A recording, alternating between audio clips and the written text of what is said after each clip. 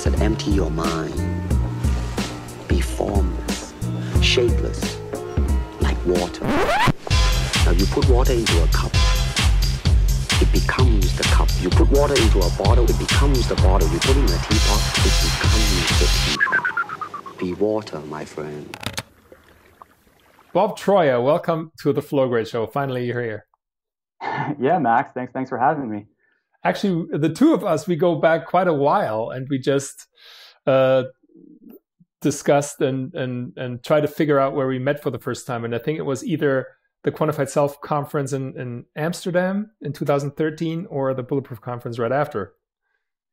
Yeah, I wonder how that is in like biohacking years, because it seems like, it was only maybe 5 or 6 years ago, but it's things have changed so much in that short, period of time. That it really has, and I think when we started, then the word biohacking was sort of just starting, at least for me. It was, I first got into Quantified Self, and then sort of from there moved on to the biohacking scene, which created a bit more context with the data that we collected as this group of nerdy data trackers. And also there, you were sort of one of the first people that I've met that really had a passion for finding out how the body works. And back then already, people referred to you as Quantified Bob. And ever since then, some things have changed. For example, our facial hair has changed. Back then, I didn't have any facial hair. And I remember you had quite a long beard then, right? Yeah, that lasted for about a year, and then it just got too hot. I shaved it off. So I like to think I was ahead of the trend. Yeah, you certainly were. Because now it seems to be en vogue again. But anyway, so you were Quantified Bob then, and you're still now. But how did it become your nickname? How did that story unfold? Yeah, I mean, the story is pretty simple. As you mentioned, this whole idea of quantified self and the quantified self movement started back around 2012, 2013. I came across it seeing that there were some folks in the California in the United States getting together to talk about these things, and I was like, wow, this is this sort of content information and that I'm really into. And shortly thereafter, a New York chapter opened. And I was like, wow, these are my people, my like-minded folks. And that year they were doing the first annual conference. And I went to it, and I was getting pretty inspired. And I realized that, I've been tracking and collecting all this data for a while on my own, but I never shared it with anybody. I never published it. I just thought people would think I was weird. But I was back in my hotel room, like the first night of the conference, and I was like, I should just start blogging about this or start writing about it. But I didn't have a domain name, and I needed to just register something.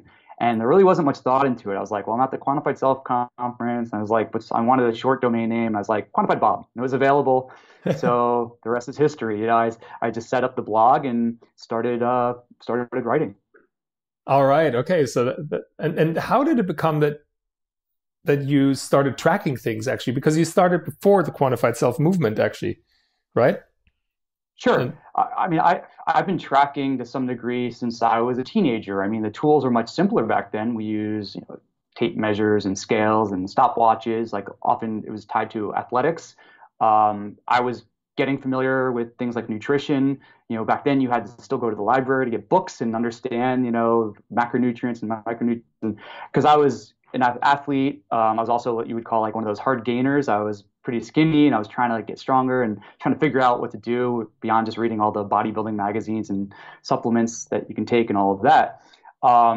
As I've got older, a few things happened. You get into the professional world, and especially for me, I'm a technology guy. I built a few businesses, running a few companies, and you kind of always have to be on, both physically, cognitively. It's kind of all aspects of your life. And I'm always looking for ways to optimize that. And I would look at things like, again, diet, nutrition, sleep. And the tools were still fairly basic, but I did see this advancement of the technologies, like sensor technologies and the ability to do things with data. I'm a programmer by trade, so I can take information, run my own programs to do things. And so it kind of tied a lot of my passions together. it was one of those things where, when you're doing something, it's out of passion and it's helping yourself or giving you the ability to better understand yourself. It's a rewarding thing. And for me, it was just great to also see this community of folks kind of coming together and really just sharing all their insights with each other. Because we glean so much information off each other. So as I got older, again, there's athletics and performance. You get into the professional world, and then you're looking at even things like longevity and maintaining your, you still want to kick butt as you get older. So how do I sustain that? And you see, as you had mentioned, there's this concept of quantified self, which is really tied to the data collection, but it's not all about the body. Things like social connections, looking at finances, all behavior, that's all quantified self. Biohacking kind of snuck up on the side, really more through, like you mentioned, actionable insights about the body, optimizing our physiology, and being, looking at ourselves in ways we couldn't do before, whether it's through other technologies or lab testing, data. And I do see them as being very related, but there are some subtle differences. Yes, like I mentioned, for sure. The biohacking, a lot of biohackers are not quantified self people. Like they want to optimize themselves, and they'll try 15, 20 different things and be like, I feel great. I took this supplement, did this type of, these modalities. And they don't really care about isolating what gave them that benefit, as long as they're getting the benefit. Whereas maybe the quantified self people are like, well, can I distill this down to what are the 3 things I can do that give me the best sort of overall? If I get 95% of the way there with these 3 things, I don't need to do 20. Yes. So they are related, but and I think the biohacking, you had mentioned, if you look at a Google search, there's a thing on Google where you can look at popularity of search terms over time. And if you compare quantified self to biohacking, they sort of invert. Like in 2012, 2011, quantified self was really taking off. Biohacking was nothing. And now you're seeing biohacking going up, up, up, up, up. And quantified self's still there. And I don't think it's that quantified self is losing popularity by any means. I just think that the concept of quantified self has just been absorbed into a lot of different areas. Totally agree. Totally agree. And I think that also, when you look at the word biohacking, you find the word bios from Greek, which means life. So it's pretty much about optimizing your life in the end. So that's what biohacking stands for. And it could mean that you measure things in order to improve upon it, but it doesn't have to be. So there are also these subsets in the field of biohacking, the geneticists, the cyborgs, the transhumanists, sort of all these subgroups. And sometimes, at least here, they would refer to themselves as biohackers. I have this Google alert, where I'm always notified when someone uses the word biohacking. And I'm quite fascinated how many subgroups sometimes they pop up all over the space. And I'm, for example, not at all into playing around with my genetics, not right now and not until now. More into the lifestyle-ish part of biohacking, like how to get your environment in order and your mindset in order to improve things. And I like to use data, but I have to say that from my quantified self days, I also evolved more to a more feel and improve kind of person. I've lost touch with the newest technology a bit, and I have the Oura ring right now, for example, which I use extensively. I'm going to try I saw that.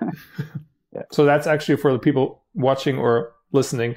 I have a ring on, and Bob has as well, which tracks certain parameters associated with your sleep and gives you great insight into how your sleep quality, your heart variability, your heart rate, breathing patterns at night, and so on.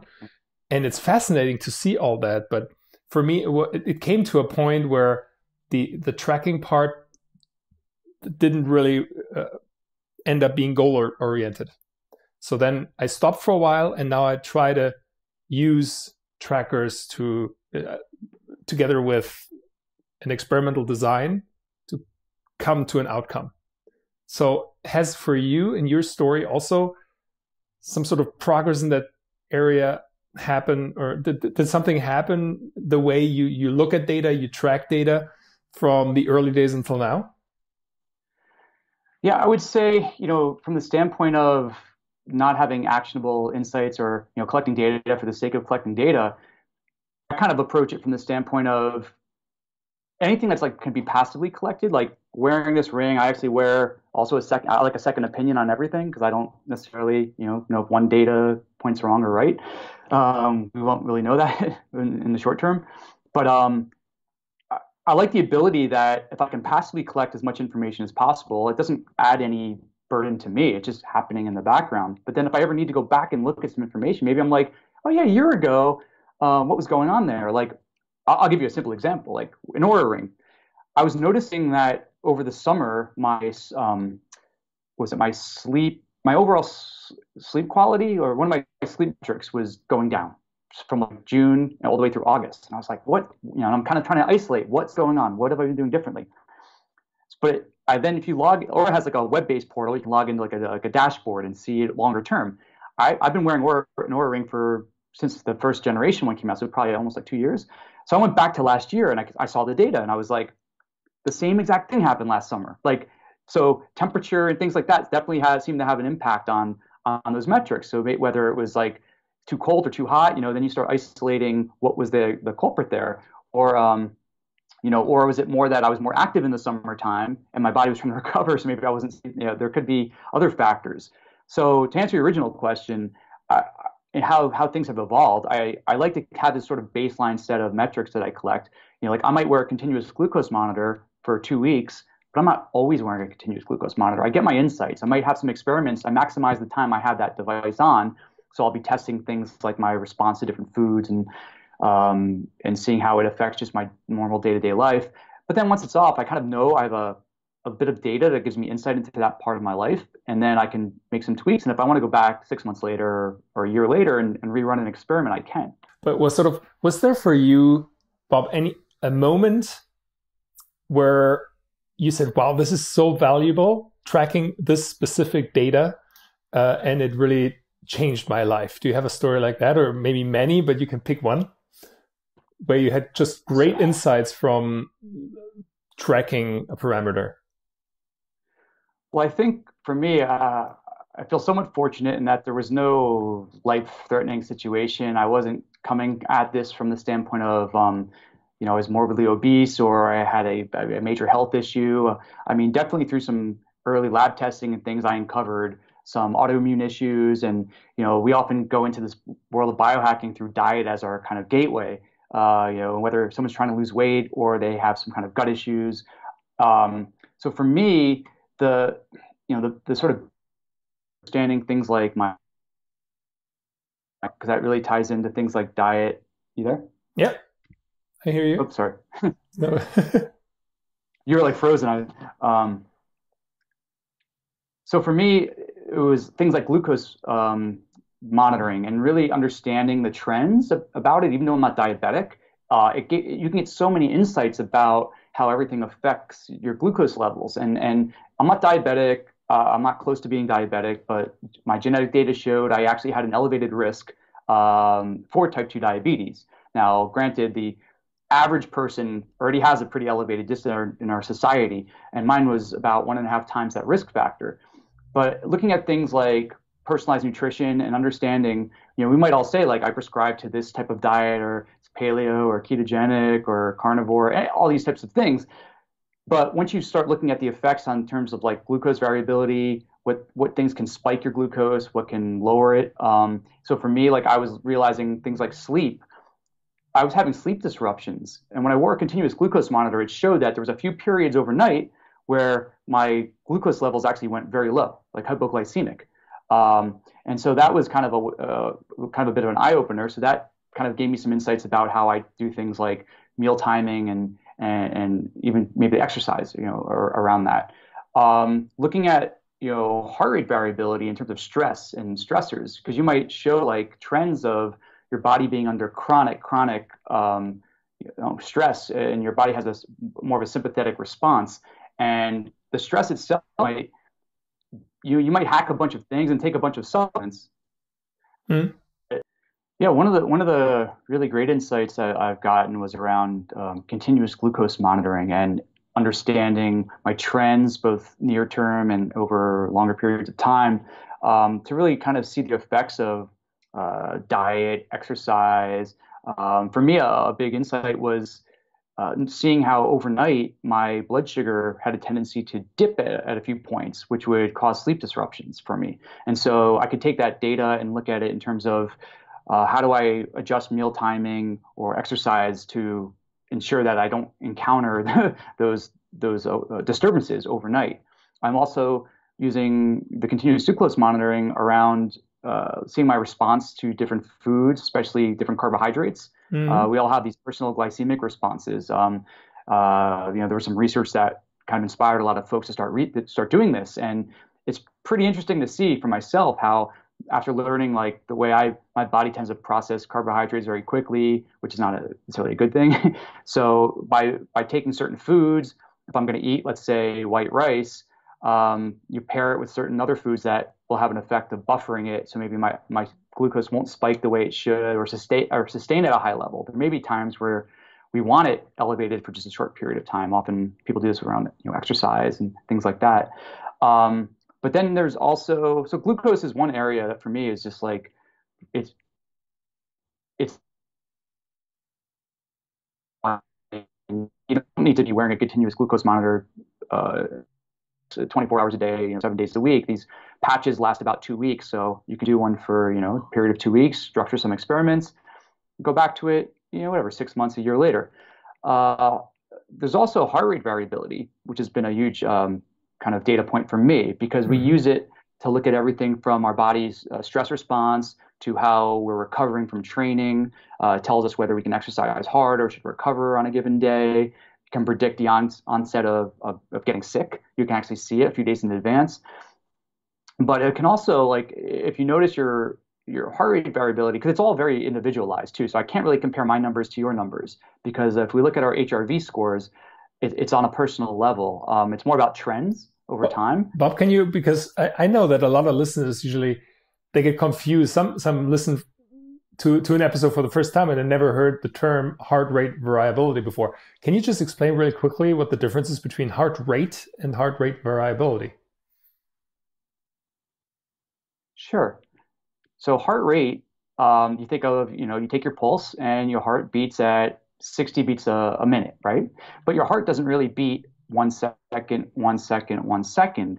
There are slight fluctuations within that. And if you look at those variability in the, let's say one heart rate is 0.999, the next one's, 1.02, those fluctuations are what's known as heart rate variability. And it's a proxy to the body's balance of being your stress response, so being sympathetic dominant versus parasympathetic. So we think of our sympathetic as our fight or flight response, right? We make these analogies about, cavemen being chased by, whatever, different animals and for their lives. You're running and your body goes into this, you're in that sort of state. Whereas parasympathetic is more of this rest and digest. It means, so when your heart rate's actually more variable, it's kind of fluttering around, your body's like, I can just, be calm and mellow.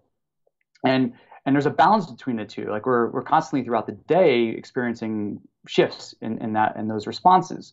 But chronically, if you're chronically in the more sympathetic kind of fight or flight response, your body's always feeling like it's under attack. It's always something, it's out to get it. But there's so many things that can contribute to it. It could be everything from just our, emotional state. It could be from things like overtraining and injury, illness. It could even be things like imbalances in our, like people have had issues where their jaw was actually out of balance and pressing on nerves. And by getting an adjustment made, it actually took pressure off a nerve that made their body get out of that stressful situation. And so you might notice that your trends you're always in this sort of sympathetic dominant state. And in order to try to figure out what might be causing it, there could be a number of things there. But I use it two ways. So something like the Oura Ring will record your HRV while you're sleeping. Mm-hmm. And so that gives you an idea of what was happening overnight and how you're, rest and recover. But another metric is you do a 1 minute HRV reading right when you wake up in the morning before you even get out of bed. So it's going to be a slightly different number than your average overnight. This is the moment you wake up, mm-hmm. And you look at those trends and see whether, tells your body, like, let's say you're planning on a hard workout today. It might say, maybe you should just do more restorative yoga or something today. Don't go crazy. But in the professional sports world, it's really catching on as well, because when teams are training their athletes, they're all like doing the same workout every day, and they're realizing, like in the US, we have the NBA. They're putting this on all the athletes on a team, and they can be like, okay, this person should go hard today. This person needs to rest today. This person, especially when they're traveling cross country. So it actually allows for individualized protocols around training and recovery. So I think it's really cool. Is that actually such a simple metric? Is that a real story or just an example with the NBA players? Because I have a friend of mine actually plays for the Cleveland Cavaliers, who I played in college with. So exactly. So the Cleveland Cavs, there's a company called Whoop that makes a wristband that's HRV monitoring. And I believe Cleveland was one of the first teams to adopt it. And there was actually a big debate because these athletes were wearing these devices, and they had to actually create a special committee in the NBA called a wearables committee, because the NBA was preventing these players from like wearing these devices on the court. Oh, okay. And they had to get permission. Now, Major League Baseball in the United States is allowing the athletes to also train and have these devices.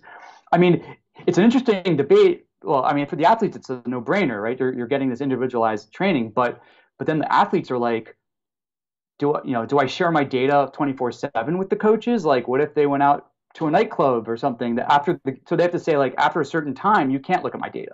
So there's a bit of privacy that also came out of this, where they're saying, hey, around training from this time to this time, you're welcome to look at my data, but I'm not going to let you know after 10 p.m. till whatever time. I'm not going to let you know. You can't look at what I was doing. Yeah, especially Dennis Rodman probably would have tried to prevent, even though everybody knew that he was partying. So that would be interesting to get insight into how was he able to perform the way he did. But let's dig. But even if you're not even if you're not an elite athlete, we're talking the extremes, right? These elite athletes. But I do think for the average person, just taking basic HRV, heart rate variability measurements, can provide a lot of insights. But let's dig into that a little more. What exactly would a specific heart rate variability tell you in the morning that you like? What would you then base your decision on, depending on what you would measure? Maybe can you give an example of what, let's say, a measurement of HRV would tell you to either work out or do restorative yoga, like you said, or not work out at all? Yeah, so exercise is definitely an example. I mentioned it can also be almost a way to predict whether you are getting ill. So you're going to be sick in a few days. So you can take a little more proactive measures to maybe whether you're eating certain foods or supplements, things that will help your body with your immune system, to kind of maybe get ahead of that, so you don't all of a sudden 3 days later end up in bed just with a cold or something like that, and sick. So would your variability be more chaotic then, or more stable? More stable, I guess, right? More coherent. When you're more stable heart rate. So when your heart rate variability is lower. Yeah, okay. I wasn't sure if you say higher or lower with variability. So lower is actually not as good. That means your heart rate's going more like 1 second, 1 second, 1 second. Exactly. You tend to see this as people get much older and elderly, and people that are very ill. They'll see their HRV goes very low. So it's actually, you want high heart rate variability, higher in terms of your, just your overall kind of general day-to-day levels. Mm-hmm. But it also has to be taken in context. You need to look at what your trends are, because HRV, again, because it's highly individualized, we need to look at, you get a baseline, let's say a week, and you kind of see how your trends go. I can look at my HRV over the last few years now every morning, and I can tell you exactly when I went out, maybe had a few drinks that night before, or if I, went where I was injured or sick or I was traveling. The data doesn't lie. It's very, it's pretty insightful. But in terms of getting actionable insights out of it, the first is just understanding whether your body is just under a chronic state of stress. That's for a general wellness angle. And then from a training and recovery, you can use it as a way to help dictate what you should be doing on a given day. Could it also be the other way around? I'm thinking of Wim Hof right now. I guess that he probably could decide, hey, I'm going to lower or higher up my variability just through breathing differently, since he was able, for example, to get rid of bacteria or an infection just by breathing it out. Does that also work? Well, it seems he's doing like a number of things, right, with the breathing. It's affecting his whole physiology, but it is indirectly, it is connected to things like your body's stress response or state. I mean, there are devices out there. Like I have one that's called Inner Balance, and it clips on your ear. Mm-hmm. And you look at an app and you do breathing along with it. And what it's trying to do is it's using biofeedback. So it's looking at your heart rate variability while you're breathing. And as your HRV is changing, it's giving you the breathing pattern will slightly adjust and change to get you to this state you want to be in.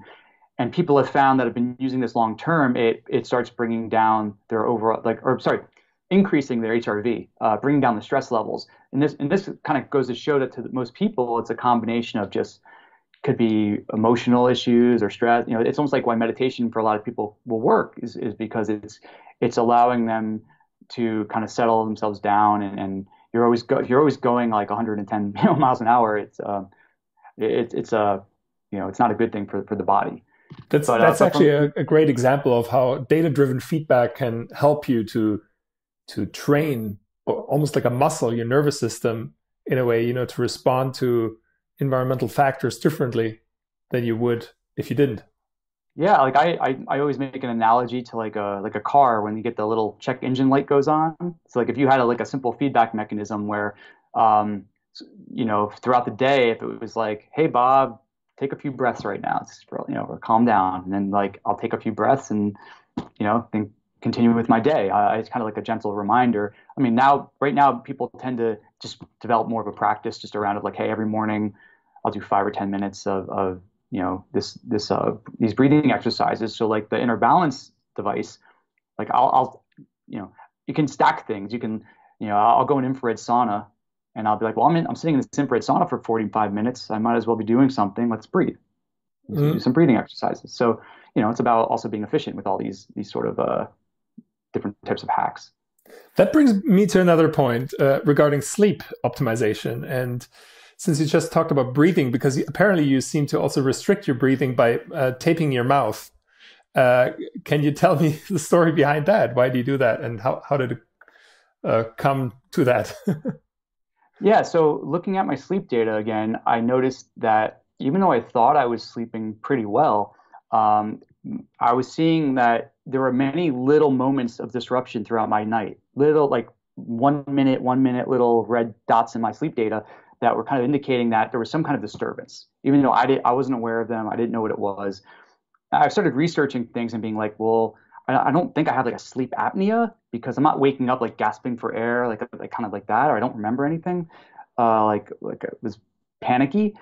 So I came across this concept of where people were saying, you really should be breathing more through your nose, and you got to train your body to breathe more through your nose. And we often do this while we're awake, or a lot of us who are doing certain type of training are very conscious of breathing through the nose.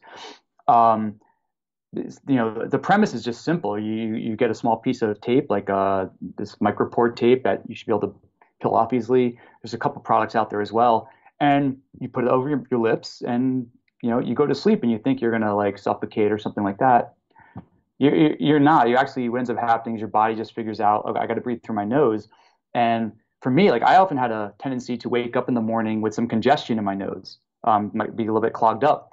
And once I started mouth taping, the disruptions went away, and my nasal passages, when I wake up in the morning, I'm like, wow, I can really breathe, because I was constantly breathing through it all night. Didn't give it a chance. There's no congestion there, and so I just thought it was an amazing. It was a pretty. It's like one of these like very inexpensive little hacks that anyone can try, and it seems scary. I mean, I'm definitely, if someone has a more of a real apnea condition, they probably want to deal more with a medical professional. But I think for the average person, it just could be an issue with just some slight, like your body has a tendency to you open your mouth while you're sleeping, and your tongue gets displaced, and it creates a disruption for a second, and you just sort of toss and turn, and you're not necessarily gasping for air. So I just thought, so the mouth taping for me is just like a very simple thing. I mean, do you still do it? I do.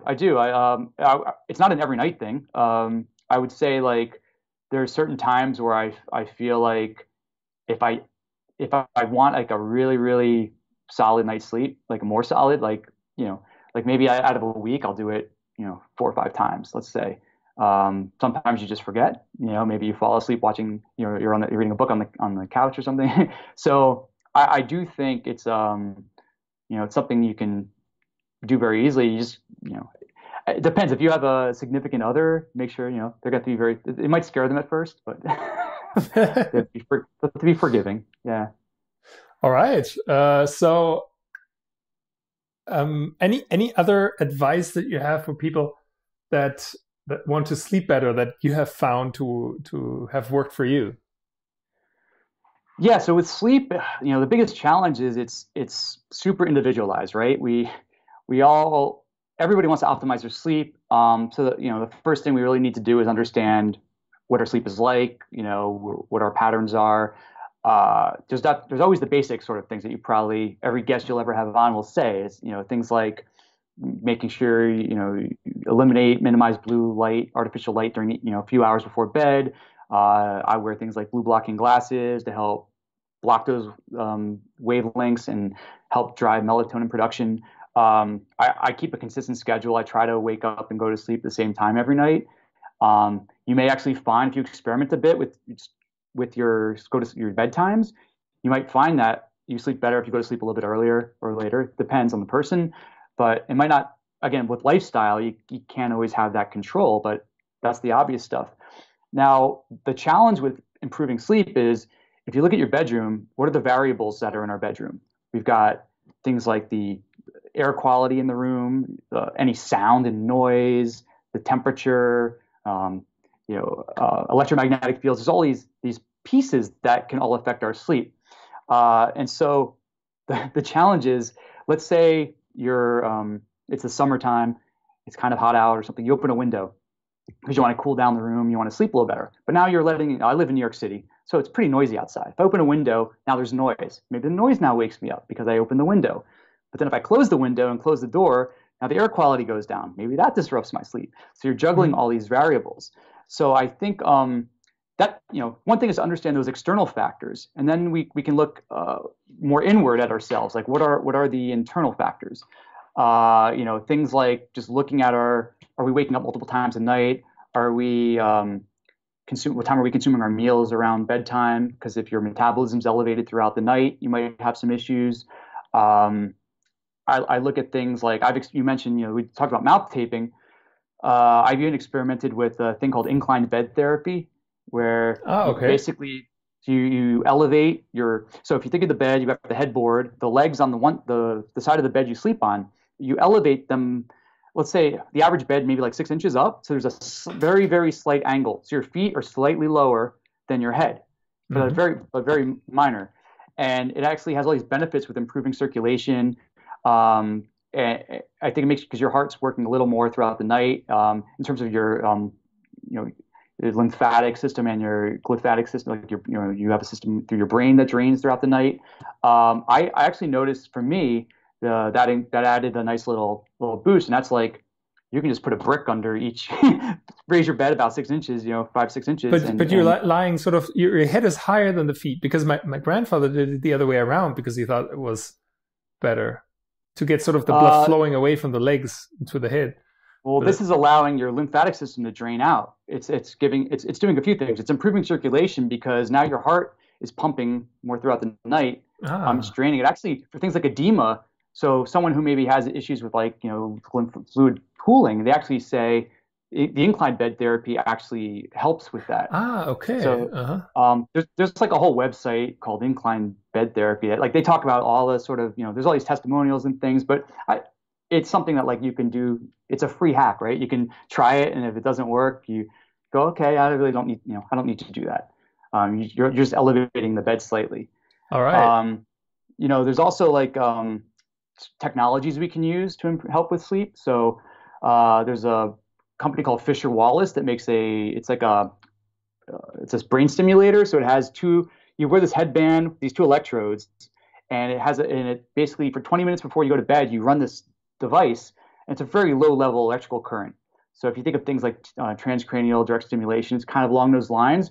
But what it's doing is it's getting the body to produce more serotonin and melatonin. And so it helps coax your body into a deeper sleep. There's also a device, it's called a Delta Sleeper. It's a little PEMF device that you stick it to basically by your collarbone, and it imparts a deep frequency into your body that mirrors the brain activity for like delta wave deep sleep, and it helps drive your body into a deeper sleep. So if you have trouble getting like deep sleep throughout the night, that's another little tool that can definitely help you out. All right. Okay. Wow. Okay. So we already have quite a few interesting new ideas of how to experiment with our sleep patterns. Shifting gears, I'd like to talk about brain health, because I know that you were experimenting with that quite a bit and try to measure actually brain health. And how far did you come? Like, how successful has that experiment been for you?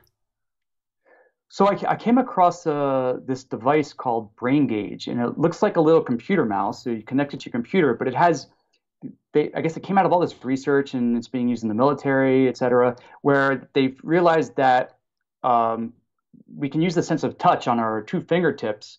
By stimulating them, they map the portions of the brain. And it basically, the software runs a collection of tests that you do. So some of it's like a reaction time test, or which button vibrated first or faster, and they all have a purpose. And you get and at the end of the testing, that takes about, let's say, 10 to 15 minutes, you are given like a result. So it has all these different parameters. It shows your focus, speed, fatigue, time perception, connectivity. And so they can look at this data and diagnose whether you've had past trauma to your brain. So like a lot of professional athletes who maybe got hit in the head a few times, maybe had some older kind of lingering issues, versus like, I just played soccer or football.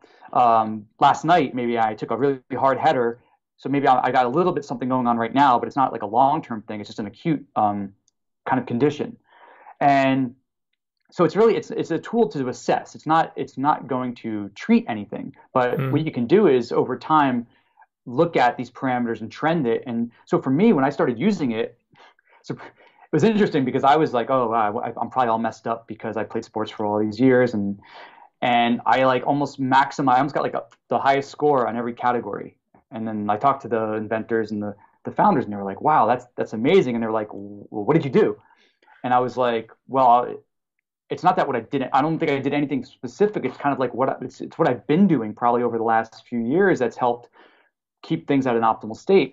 So then they're like, so, people ask me like, then why would you ever use this device? I'm like, well, I want to use it now to see what things affect me negatively. I want to see like, what did I do that would lower, or, because then I know, okay, it could be I ate some certain kinds of foods, or, definitely effects of travel. There are some parameters there. But I do think it's such a simple device, and you look at it and go, it doesn't look like much, but there's so much science under the hood that you can go get it, go do things where you're wearing the full headset of electrodes and getting your entire brain mapped and things like that, or functional MRIs and all of those things. But this is like a simple, non-invasive way to do it that's been clinically validated. So I love it as a tool, and I use it. Like a lot of my friends and folks will. I have them test on it, and they kind of often, some people get shocked, they're kind of surprised, but often, like even with me, like I'll do a test, and I'll definitely, if I test in the morning versus in the end of the day, my fatigue scores are going to change. Obviously, you get mentally fatigued by later in the day if you're like you're just working, interacting with people all day, you're having to solve problems all day, you just kind of are like, but which is a no-brainer. But in terms of like looking at kind of bigger issues with like plasticity and time perception and all of that, I think it's a pretty valuable thing. And so now they're actually bringing this to a lot of professional sports teams and the military as well, where they can assess people. Because in the United States we have a big issue right now with traumatic brain injury in some of the professional sports, and they have to make a proactive effort now to help these athletes prevent or mitigate those effects. So as soon as someone gets any signs of an injury, they're testing them. They're making sure like there's no acute sort of, or if there is an acute injury, they can put in protocols to treat it. All right. Have you found anything that hurts your brain health that is sort of not common sense, like you just described, that you fatigue at the end of the day, but something that you really think, oh, I should avoid doing that? So alcohol is an interesting topic because there's a bell response with me and alcohol. Like if I'm out socializing and I say I have one drink or over two in the evening, it spurs things like creativity and as for a lot of people, but it also like I actually have better sleep with one or two drinks in the evening. Like I'll have like more REM, like more dreaming and stuff like that. But once you go beyond that level, then everything goes down. Like HRV goes downhill. So with something like Brain Gauge, I definitely find that when you talk about things like what are kind of toxic foods, maybe like what can affect it. I would say definitely like too much alcohol will have an effect. For me, I tend to react not well to not that I eat it all the time, but any food, like I'll know if something has like MSG in it, like monosodium glutamate or something, my head just starts swelling up and I just don't feel like I have brain fog. It just gives me like a weird condition. So, these are just things you can quantify like that. That's awesome. I definitely feel like, we're all individualized around this stuff. Is there anything that you're excited to start tracking that just became available, or I'm thinking specifically of something that I would like to track, which is the effect of the nano-V, which blows easy water into your face and what it does to my oxidative stress levels. I haven't found really a method. I actually did that. Yes, I have done that. Yeah, can you talk about that?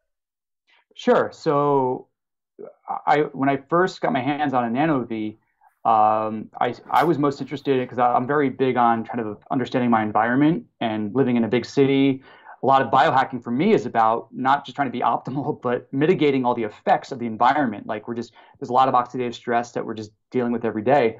So I started using nano-V, and the original reason I started using it was I wanted to see, could I lower my oxidative stress levels? And I found a device that, well, I wouldn't really call it a device. It's a breath test thing, that device monitor that you breathe into, and it kind of gives you a measurement of your body's oxidative stress levels. Mm-hmm. And so I did some baseline tests with this, started using the nano-V over, let's say, a period of 30 days.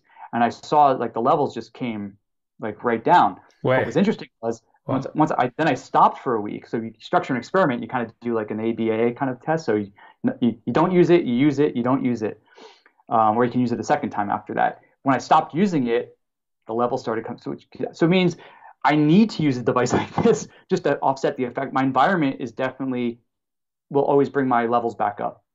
So oxidative stress for me it's a byproduct of living city life, I guess. Especially in New York City, I was just about to say. And so I definitely saw this reduction. I wrote about it on my site. And it was a cool tool. I mean, it's when you see the device and people are kind of like, what? I had friends come over and they were looking at it and they were just like completely dismissive of it, and then they used it a few times, and then they're like calling me up, hey, can I come over tomorrow and do a session? I was like, yeah, go ahead. And because for certain people, they actually were experiencing other benefits like body composition improvements, things like that. So it's a cool device. Yeah, it's actually so we have an episode actually on this podcast for everyone listening and doesn't know what the nano-V is. It's a device developed by Hans Eng, and I interviewed him. So you can find out by listening to this episode what exactly it does. And I've tried it out for a week, and I actually noticed also that it changed. My perception changed quite a bit over the whole week. So in the beginning, I actually became tired using it. And Hans explained it that, there was so much work to be done that it actually made me tired. So the energy went sort of from my cognition to bodily processes in order to deal with the oxidative stress. And then later, even within 1 week, I became really alert and really almost like a sort of a heat perception in my head where I felt things were happening, and I looked at my email and working and almost like fuming out of my head. Yeah, that's a pretty amazing device. And in terms of other like areas or things that I'm excited about, I mean, there's a few things like just the overall advances we're getting in kind of like the sensor technology. Like, we saw like this Aura ring. The first version was twice the size of it. Now it's this big, and then 5 years from now, we're just gonna have a little patch we stick on our arm. We're not even gonna know it's there. So I think the idea of making this more passive and being able to collect data that maybe we couldn't easily get before. Like right now with glucose, you have to wear something that literally has a little needle that goes into under your skin to collect the data. Everybody's trying to work on solutions to make this non-invasive. And it's been, people have been trying to do this for 10, 15 years. It's, is it 5 years off, 10 years off? We don't know, but I'm excited about the ideas of like, imagine just having something that's non-invasive. And every time you go, like, let's say you're going to go run a marathon and I'm running and the alert goes off, hey, Bob, your blood sugar is dropping. You need to consume a gel or something right now. Do it now. Like, that's the kind of cool feedback like I would love to have. There's this whole world now of bolomics. There's like metabolomics and proteomics where they're using mass spectrometry to look at what through either via saliva or urine or blood. Kind of like you can make all these assessments about the body, like our physiological processes, more happening almost in real time. So, instead of like getting a genetic test is great, but it doesn't tell you whether like, it might say you have a higher risk factor for something, but it doesn't mean something is turned on or turned off. Our epigenetics, our lifestyle factors, like that stuff's changing all the time. And this world of metabolomics and proteomics, like it's going to get to a point where like anyone can easily test like almost like daily. Like you could just, take a little bit of saliva or a little bit of urine. It runs a battery of tests through a bunch of machine learning and AI to interpret the data and be like, okay, so that, maybe we're looking at like HRV right now saying go hard or you take a rest today. But now it'll say things like give you a whole spectrum of information. And I think they're just scratching the surface on this stuff right now. It's very specialized. It's coming out of the labs they're actually using this stuff to detect certain forms of cancer or predict certain types of cancer. But once it gets out of the labs and more into the consumer market or into to like where we can use it more for a wellness standpoint, I think it's going to be game changer. It's going to be a game changer because we all do these lab tests and stuff, but oftentimes like I get my gut tested. I did like a Viome test, which is a company that analyzes all your metabolic profile and your gut microbiome. But by the time I get the results back, I mean, that stuff's your gut, it's changing all the time, right? The bacteria are always shifting and changing. So by the time I get the information back, if it takes 2 months, it's kind of old data. So the insights they provide maybe are not, there could be some valid things there, obviously, but it's not going to give me like what's happening right now today at this moment. And that's where we need to get to. How far do you think we are away from a full body's real-time screen? Well, I think, with the advancements we're seeing on the computational side, because most of the stuff with the metabolomics and proteomics it's really just computational. Like we have the technology to do the mass spectrometry, which is basically just creating this big analysis of all the markers of all these different proteins.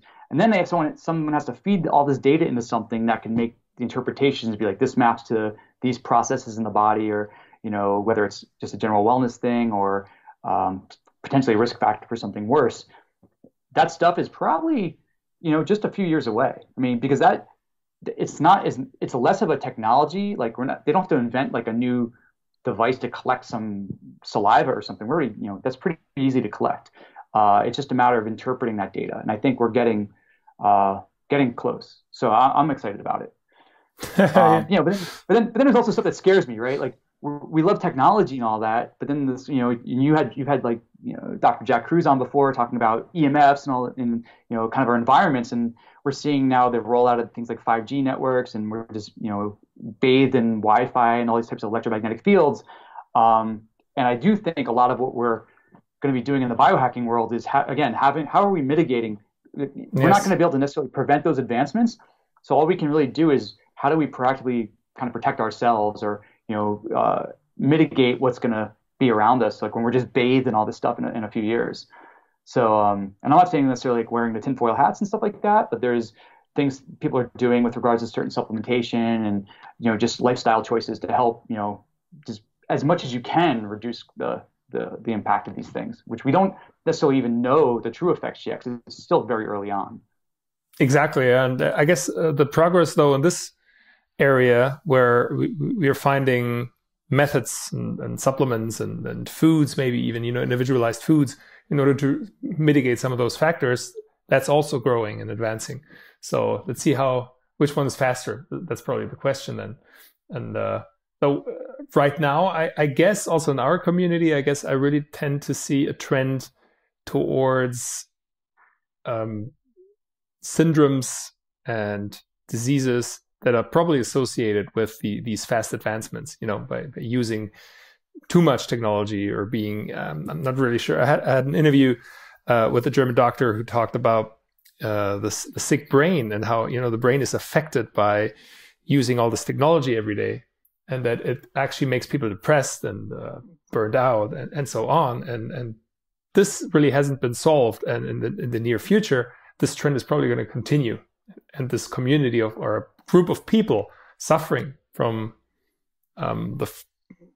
radiation fields and different, maybe even things that they don't even use, but they are in an environment, in a city where they exposed to those factors, and they can't really get away from it without really escaping them.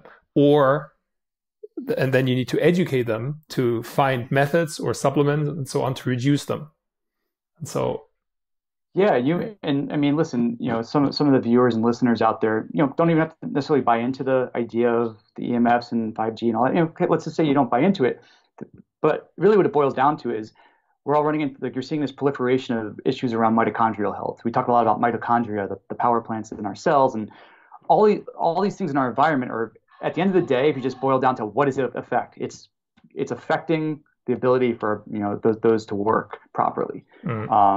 And so so whether you're shining these light panels on your body or doing other hacks, at the end of the day, you're trying to give a boost to your mitochondria. That's a big part of why we're using these different modalities.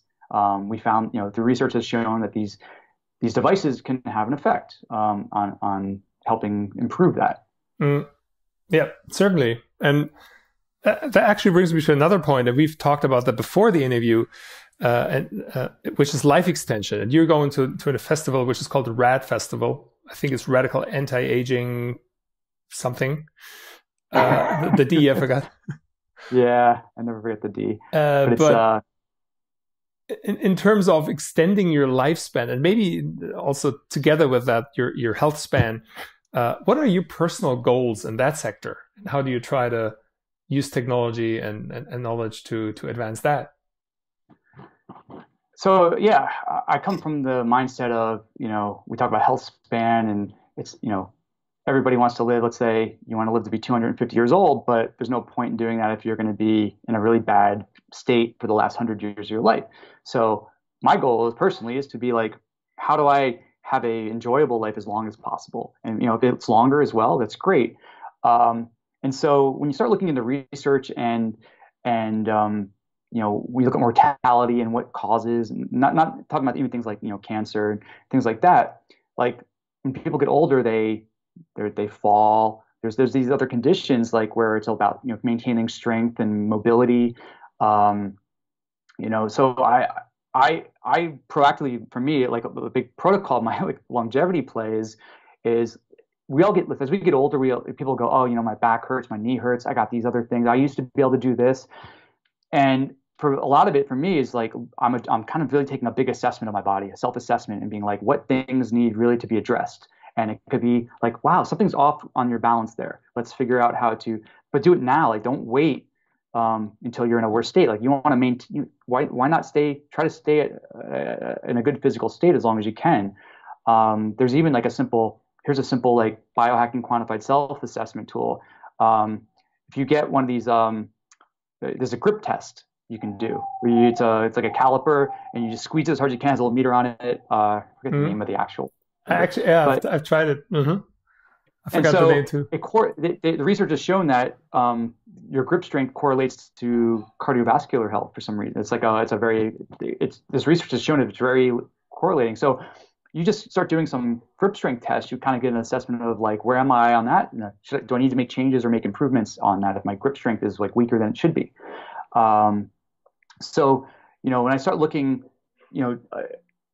like things like stem cells and all that all excites me as well. Whether people are banking stem cells or actually starting to do things now to kind of like repair, injuries and things like that. I've been holding off on any kind of that sort of stuff. I mean, banking, I could see myself doing in the near term. It's just a cost issue right now. When it comes down a little bit more, why not? If you always have it. But from injecting stem cells and doing things like that, I know people who've done it, and the jury's still out whether what things are actually working. There's definitely certain applications where people seem to have okay success, but then in other cases, it becomes more like cosmetic, versus like, so it depends. Like, people look at like biohacking, and I'm seeing a carryover from biohacking and longevity to almost like cosmetic surgery for some people, not all. And and for me, it's more just about trying to stay out, being able to kick butt as long as I can. And what do you think is possible? So I would say, like possible or realistic. What do you think would for you be a realistic goal that you think you can stay healthy until? Well, right, healthy. I would like to think, barring an unexpected accident or something like that, just being like my natural health. I would say my main risk factor right now is my environment. Like that's the only thing I could say. I mean, I'm looking at from lifestyle, diet, all these other things. I'm practically tracking other areas, but for me, it's the effects of we don't know yet how this will look in 5 years or 10 years. Is there ever a point where is it reversible, and then is there a point where it's not reversible anymore? So I'm doing a lot of things. We could talk for hours and hours about some of the things I'm doing with, like, we were talking about earlier before the podcast, I'm doing things like some oxygen training and things like that, where I'm flushing out all this metabolic waste, and probably some degree that was probably part of what helped my brain gauge scores, probably like helping optimize what's going on in certain, pathways in my body. But, I do think, in terms of how old I can be and be healthy, I'd like to think that as long as possible, and then go quickly. That's yeah. I'm just asking because some people usually throw around numbers. Like, I think Dave Asprey said 180 or something like that. And in terms of longevity, like how long they want to live. Exactly. Yeah. There's how long you want to live versus how long you want to be healthy, right? Because I know, but tying to sort of the discussion we had before, because you're totally right, and I totally agree with you that it doesn't really make sense to be sort of a vegetable until 250 if the last 100 years end up being horrible for you. And so I'm not going to set out and say like, I will say I'd love to live a long time. I love, as long as it's a constantly fulfilling life, right? That's the goal there. Right? You don't want to be old and lonely, old and sick, old. So I am excited though about what the future brings. I do want to see where some like other technologies and these advancements that are happening around all aspects of science. Like I would love to be still being able to experience that. That stuff really excites me. And so I wouldn't put a number on it. I'm just going to say like I'm just going to keep going until as long as I can. I just want to make sure I'm able to just keep moving. Keep my mobility, keep my cognition. Those are the things that are really important.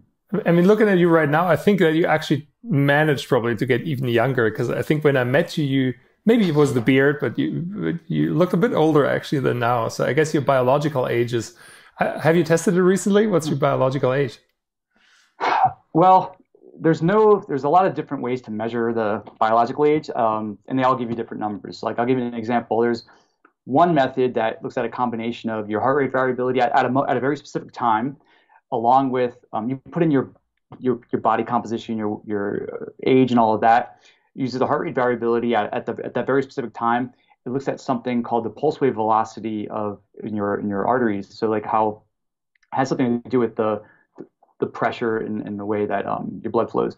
And so I met with some doctors like that just to visit, and he was like, "Hey, try this out." And so I'm 46, and so the age it gave me was like, he does it, and he goes, "Oh, you're like, it says you're 52," and I was like, "No." I go, "Hold on a second." I sit and I take like 5 deep breaths, very calm. I go, let's test again. And then I went down to 36. So it's like, you can't, so that's one way. But then you look at things like the telomere testing, where they're looking at in your DNA strands, the kind of like when our cells replicate, the strands have like little tips that break off when the cells replicate, and they can, by the length of those telomeres, they use it as a predictor of your biological age. And when I first did it, I used a service that kind of gave me a score, and it looked pretty good. But I questioned them because I said, well, how big is the sample size? You're comparing me to who? And it was probably like they're comparing me to, like, of my age, there was, I think, maybe 12 people they had in their, they were just such a new service. So you can't really give me an accurate number as a biological age. Mm-hmm. I do think, the numbers that you put out, I don't think the science is totally there. Like how they're comparing numbers to things. I don't necessarily buy into the, look, if someone says if you're 35 and it says you're about a 20-year-old and you seem like you're doing all the right things, okay, you're probably much better biologically, than your age would indicate for the average person. And that's another thing. Biological age, in terms of comparing you to the, I think like the folks in the biohacking world are a little kind of a bit of a different type of situation. Then, we always get compared to kind of an average population, and you really need to kind of subset it away from that to be like more like compare yourself to people that you want to be like. So whether if you're an athlete, you want to compare yourself to other athletes of your age, or, people that are of certain activity levels, let's say. Mm-hmm. So biological age is a tough one. I would like to think, even for me, like I think when I look at all my data, my metrics, like everything for me looks great. I would say the one thing personally I like to optimize a little more is like, not that it's higher and it's super high. It's things like blood pressure, which can have if you have elevated blood pressure over time, it's terrible. It's like glucose. It can be a very bad thing. But it's one thing to say like your blood pressure is fine. But I'm like, I always want to get things more into like, what's that optimal range, right? So, what are the things you can do to get it even lower? And, whether it's additional, whether it's through exercise or diet or meditation, things like that, you figure out what really contributes to that. But we're always looking for like, even if everything looks great, you might find there's an outlier there, something that you should, just pay attention to. Don't lose sleep on it. Don't increase your stress and lower your HRV over it. It's, I think it's more just really understanding ourselves and then figuring out what are those low-hanging fruit, what are things we can, the simple hacks we can do that make the biggest impact. All right. Actually, are there, apart from the things we've mentioned so far, tests that you would recommend to the average listener to do regularly? It could be a blood panel or something like that. Maybe just to give something to the listener who now knows, wow, Bob, he tracks everything and so much about different devices and tests and so on. But is there something that I'm as the listener maybe should do regularly in order to keep my health in check? Sure. I mean, the challenge with a lot of testing depends on someone's situation. It can be cost prohibitive for some people. Like a lot of tests are not necessarily going to be, depending on where you live, insurance won't cover it, or you're paying a lot out of pocket for it. So when we talk about things like like glucose monitoring, that's something like normally you go get a blood test once a year and they give you one number, but it's something you can actually just be tracking. It's relatively inexpensive to do on your own. In terms of other tests, a very valuable one for me was doing some heavy metal testing. So okay. It's there are certain tests out there. It's a urine test. There's some that will do blood as well. Because I uncovered some things, and I actually showed that I had really high levels of mercury and lead in my body. And now mercury can be, you went and had sushi, the other night. It could be like more acute. Lead tends to be more something that's been built up in the body. You may have had it in your bones since you were a child. It releases very slowly. But the byproducts of some of these things are you can have issues with cognition, neurotransmitter issues, etc. And so for me, I think doing some form of heavy metal testing is pretty valuable.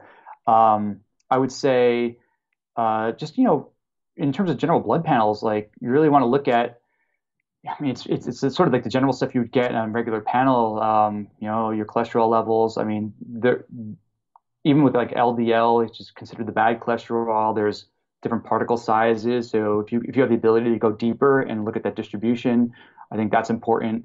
Often people who are having any kind of issues with just emotionally or physically, there's often like hormonal issues. So, especially for guys, too, so we're looking at all our thyroid panels, different parts of that. Again, this cost can really add up because some of these tests are much more expensive than others.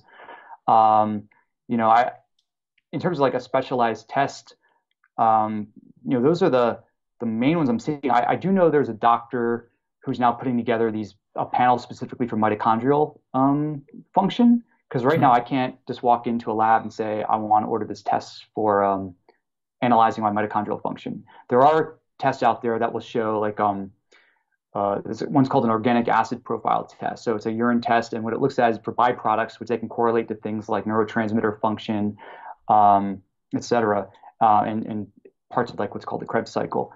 And so I think those types of tests, they're relatively, it's simple to do. Those are often tests you just do at home. You mail them in, and you get the results. Again, I do think looking at like, microbiome analysis is pretty insightful and valuable because people might realize like, yeah, I'm eating this way and I've been, eating this whatever sort of diet for the last 2 years and I feel great. But when you look at the composition of what's going on in your gut, you might realize like, hey, it's not optimal, or it through the pathways, it can show you like, your body really can't be taking the saturated fats you're eating. Listen, maybe it is helping you in a way, but you should be scaling it down a little bit or adjusting how you're getting your fats, maybe not through oils as much, but maybe, certain types of oils. But yeah, so I think gut testing. And then the last thing I would say was, there's a test called an omega-6-3 test. So we look at the omega, it looks at the ratios in your blood. So like the average like American diet, it's like super skewed. Like the omega-3s are like kind of the good, the fish oil type of things we're getting. Omega-6s are what we're getting from like, a lot of fried foods and et cetera. And the average American diet is like, I think back in like, they always say like, oh, wait, back in the day, we were probably like a 2-to-1 ratio. Now we're like 16 to 18-to-1 for the average person. And you'll tend to notice though that people who follow certain diets, when they do this test, they'll probably see themselves at like a 3-to-1, which is still, those are good ratios. Yes. But if you notice something's out of whack, it's out of whack, it could mean like, you need to make some tweaks to your diet. And I know there's debate over things like taking, massive amounts of fish oils, and some people will say, oh, if I take a whole bunch of if I have too many omega-6s, one way is you can lower your omega-6 intake. The other way is you increase the omega-3 intake to get the ratios in line. So I haven't done like the mega dosing of fish oils. I try to get as much as I can just through diet, and I'll take a little bit to help here and there, but I do think it can give you some insights about kind of a check on your diet and see where, if you need to make additional tweaks. Do your New Yorker friends already contact you and show you the lab results and tell you, hey Bob, what should I change? Has it come to that already? Oh yeah, I mean, I'll say friend. I mean, I do some coaching and things like that, but I'm not a doctor, so I can only speak more on the wellness side of things. But my friends will definitely. I get sent a lot of times a report, and they'll just be like, hey, what do you see here? And I'll just I've looked at enough of these types of tests to kind of be able to go, there's certain like always suspects and things you can look for in some of these tests. But that was actually my follow-up question. If you offer to people interested sort of consulting or coaching services for. Yeah, I mean, I work with some folks. I mean, I take a different approach than kind of just the general wellness coach, because I'm not a doctor. And I like to think of it as like almost like a data coach. Like we look at. So someone might still have their doctor and they still have their trainer and they have other people and kind of work as a team. And because I can help people like if they want to start diagnosing things like, oh my, how do I optimize my sleep, or if they have a specific goal. But oftentimes like people again get very excited up front and they say, okay, what are the 20 things I need to buy? Buy a bunch of stuff. And they're like, I don't know what to do with all this stuff. It's just too much data. It's overwhelming. All these devices, I don't use them. So it becomes, the process is usually very gradual. So we say, okay, let's get some baseline data, very simple. Let's say we're looking at your sleep. Let's just see what's going on and kind of understand. Maybe we look at, a week's worth of your diet. Just, again, we start layering these pieces on, and then we get a good insight about that. And if someone says, if they have a specific goal, or an issue, we can look into that. But if someone just says, tell me what's wrong with me, it's a little more difficult, because now you're like, that might be more of a medical sort of thing. But if someone is saying, the three common things, like let's say you're a typical professional working in the real world, you're going to say like you sleep terribly, you're stressed out, and you want to lose a few inches around or centimeters around the belly, right? And that's typically like those are like one of the three major kind of categories people come at it from. But from a data standpoint, it's often, people are all wearing these wearables and stuff, and they're like, what does it mean? I don't have any it doesn't tell me what to do. I'm collecting this data, but there's no actionable insights. And so I do think that stuff's getting a little better, and hopefully over time. It's just that all these devices are only able to look at one little slice of your being, right? They're siloed. So like this device might be looking at my sleep and some activity, my HRV overnight, but I've got other devices that are looking at my glucose, and I've got other devices. But they don't talk to each other. So, but there are ways, I've built things to like, marry some of that information together so that when you look at it together, you can get better correlations out of it. Yes, yeah. And especially, I think that not everybody also is either interested or capable of doing what you're doing, and that's where you create a lot of value. You have so much experience and so much insight into different data trends, and maybe some things even subconsciously make sense to you that someone else would need years to discover. And that's why I think it would make total sense, to offer those services. And even doctors often, well, they deal so much with treating symptoms that they can't really, go for trend analysis and so on. And that's why I think that's really a niche where I would love that you even make it a bit more public, or develop a service even. And I think you're the right man to do that. Yeah, thanks. I do have a lot of things going on around that sort of concept. I do have recently opened a small, we'll call it a biohacking space in New York City, where we've got access to some of these cool things that I've been using on my own for a long time, or whether it's from a training standpoint, recovery standpoint, other tools for assessment. Decided I was going to make some of this a little more available to folks aside from myself and my immediate friends.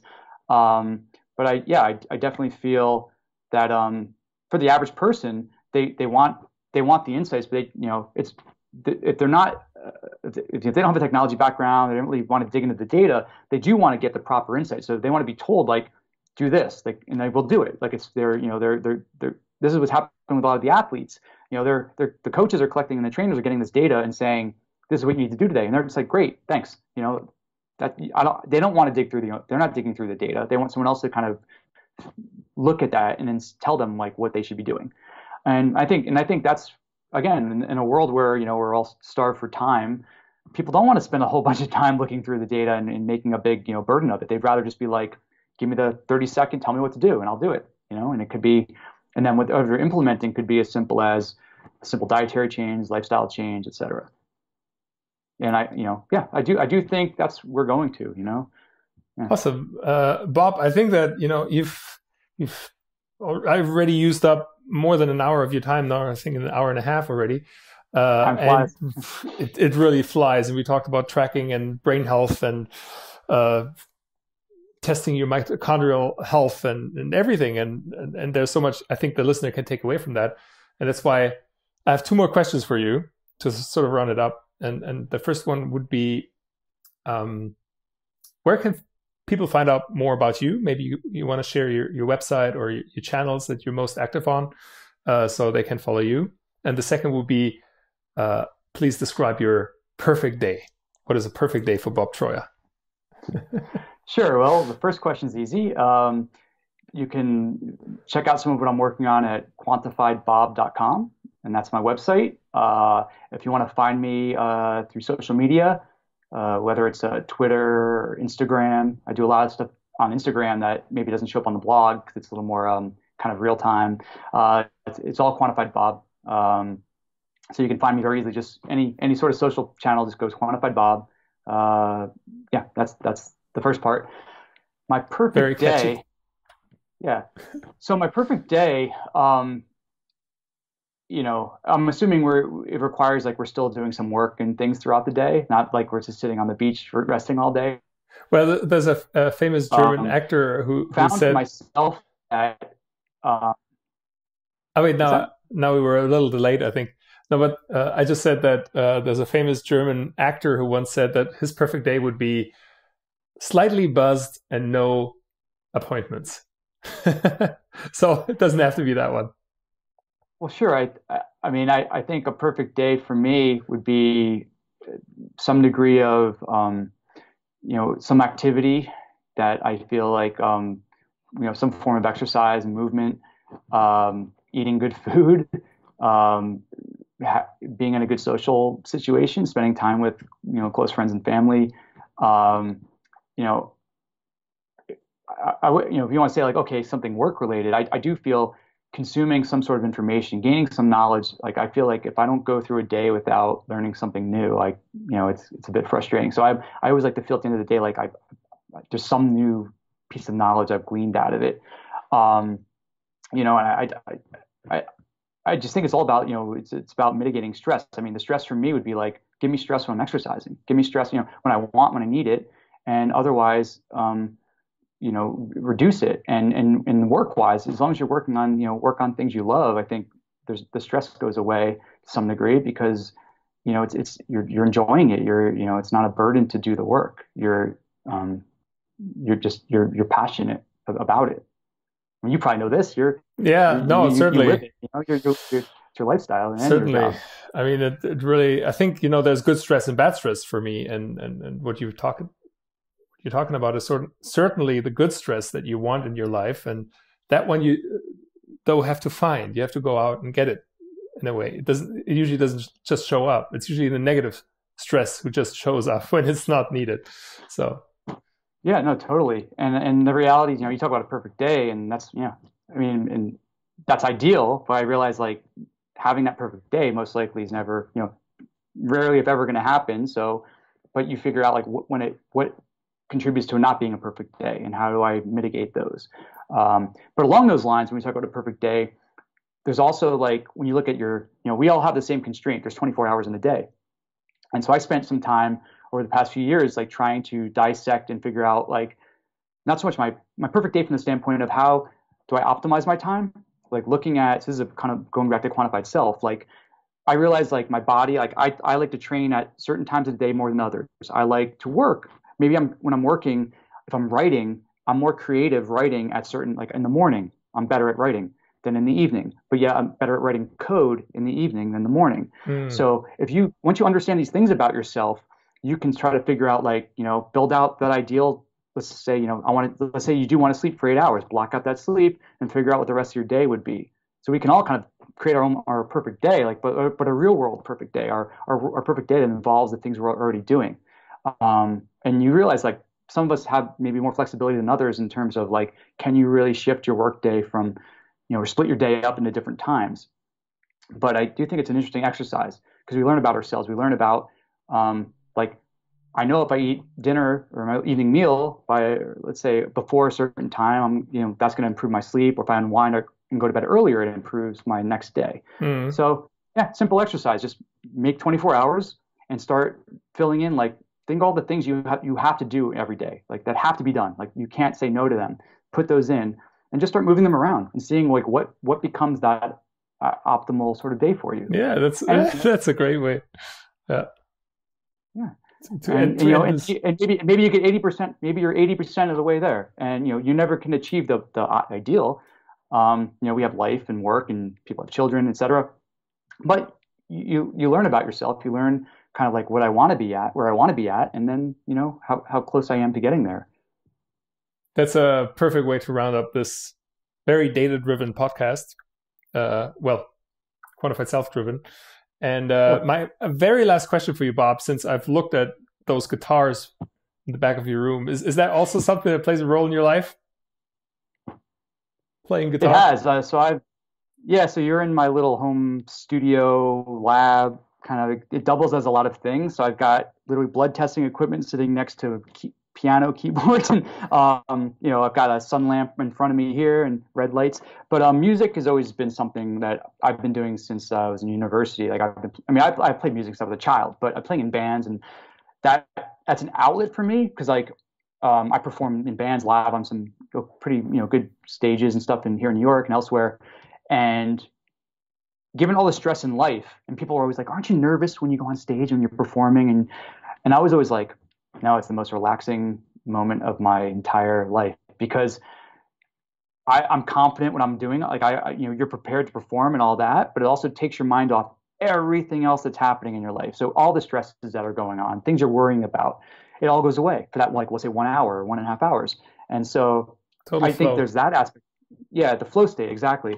And I just think for me, I'm kind of one of those people that, like, when I have stuff around me, I just get inspired. Like I'll be like talking to you right now, or I'm writing code and I'll be like, let me grab a guitar off the wall and start playing, just decide, like, for 10 minutes, I just have an idea in my head or just want to noodle around. That's just the way I think and act. And sometimes those distractions I give myself helps me with my productivity, which is kind of counterintuitive because I get more productive by give myself little breaks. All right, Bob, this was an awesome episode. Thank you very, very much for joining. Awesome. Thanks, man. I have to say, we really literally talked through the sun coming down here. So I see it got very dark in your on your side. Yeah.